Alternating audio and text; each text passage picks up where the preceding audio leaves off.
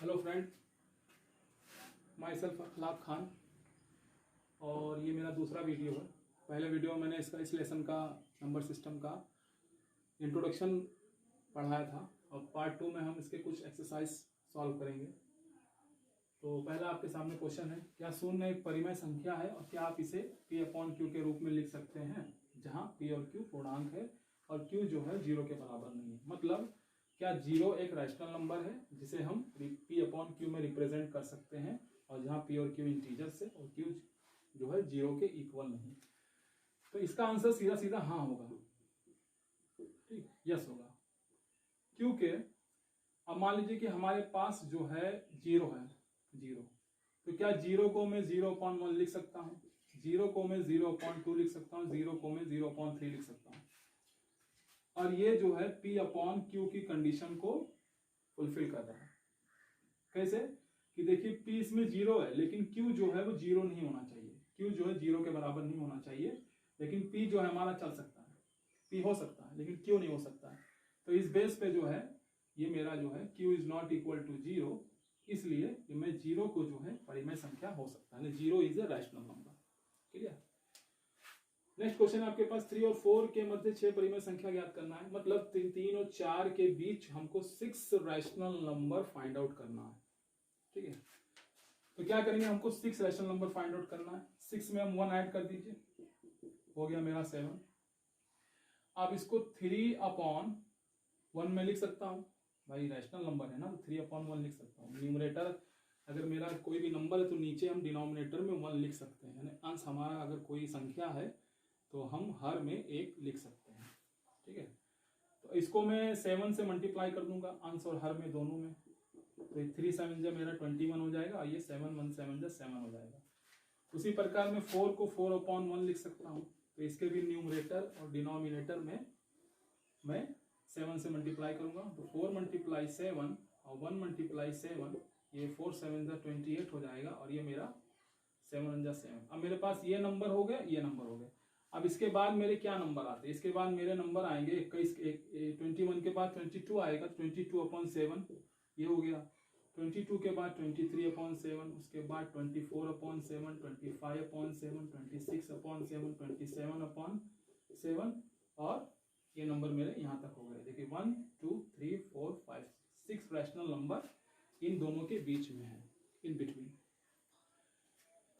Okay, तो next question मेरे पास है क्वेश्चन नंबर 3। क्वेश्चन नंबर 3 क्या कह रहा है कि 3/5 और 4/5 के बिटवीन मुझको 5 रैशनल नंबर में 5 परिमेय संख्या निकालना है।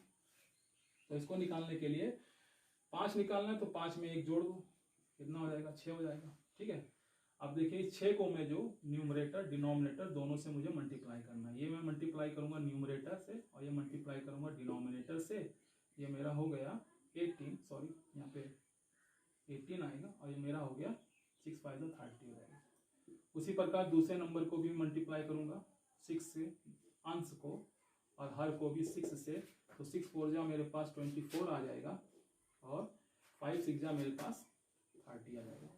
ठीक है, अब उसी प्रकार जब मैं आगे बढ़ूंगा तो मेरा ये हो जाएगा। अब देखिए मेरे पास ये नंबर, ये नंबर, इसके बाद के नंबर को काउंट कर लीजिए, गिन लीजिए। 18 के बाद 19 आता है, सिंपल सा है।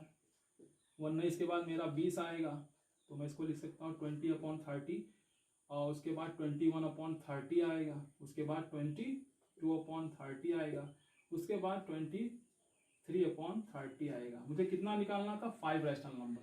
ठीक है, अब देखिए 20/30 को मैं इधर थोड़ा मतलब सिंपलेस्ट फॉर्म में, सरल रूप में भी ला सकता हूँ। 0 0 कैंसिल करके 2/3 हो सकता है। यहाँ पर भी मैं काट के इसको, ये 3 7 21 और 3 10 हो सकता है, तो ये भी एक रैशनल नंबर हो सकता है। ठीक है, यानी कि इसको मैं सिंपलेस्ट फॉर्म में भी लिख सकता हूँ, कोई दिक्कत नहीं। लेकिन ये रैशनल नंबर इन 3/5 और 4/5 के बिटवीन, यानी बीच में है।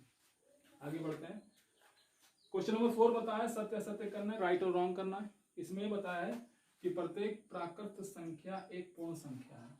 ठीक है, प्राकृत संख्या मतलब होता है, प्राकृत संख्या अगर आपने पढ़ा होगा तो प्राकृत संख्या होता है नेचुरल नंबर, यानी नेचुरल नंबर। नेचुरल नंबर क्या होता है, 1 2 3 4 से लेकर अनंत तक।